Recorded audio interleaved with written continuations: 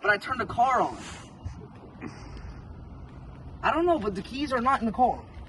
This is a clip from a documentary I made about a week ago. And the crazy thing is, I recorded all the footage on my phone. Today I'm going to go through a step-by-step process on how I did that.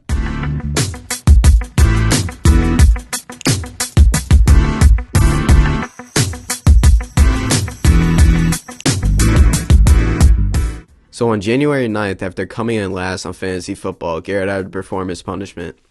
And I've always wanted to record a video like this for a while, so I thought this was the perfect chance to make one. But the only problem I had is that I didn't have a camera. So I used my phone. This is the iPhone 13 mini and is probably one of the best cameras I've ever seen on a phone. The camera comes with two lenses, one that shoots in wide and one that shoots in ultra wide. The camera shoots in 4K video and the ultra wide lens has a 120-degree view.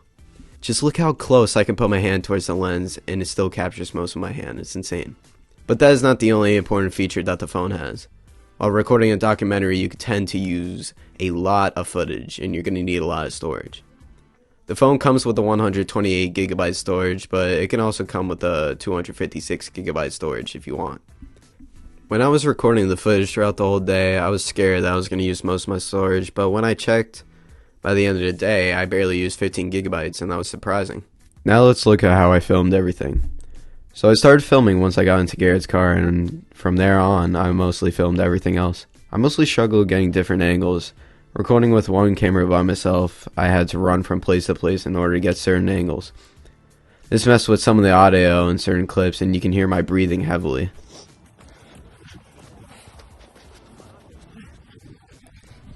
With it being cold and everything, this was bound to happen though.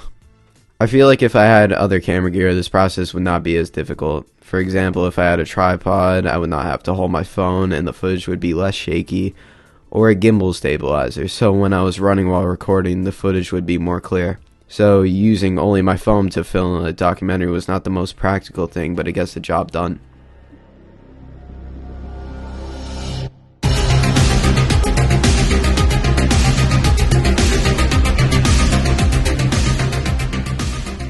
So after filming, I needed to edit everything. After transferring all the video clips to my laptop, I downloaded DaVinci Resolve.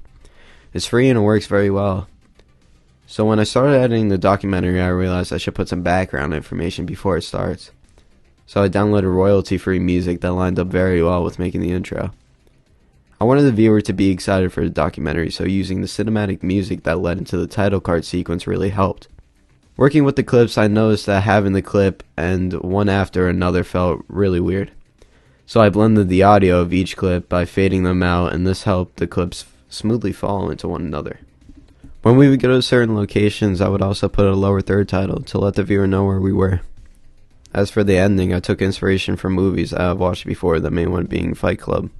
The song Where's My Mind by the Pixies is really perfect for ending the movie. And for the clips, I just slowed them down to have a dramatic effect.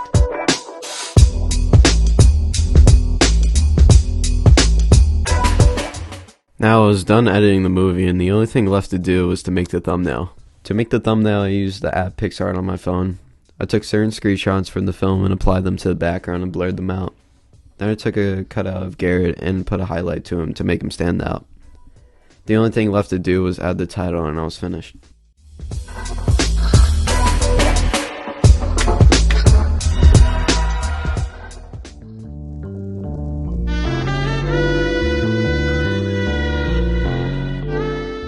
So that's how I made a documentary using an iPhone.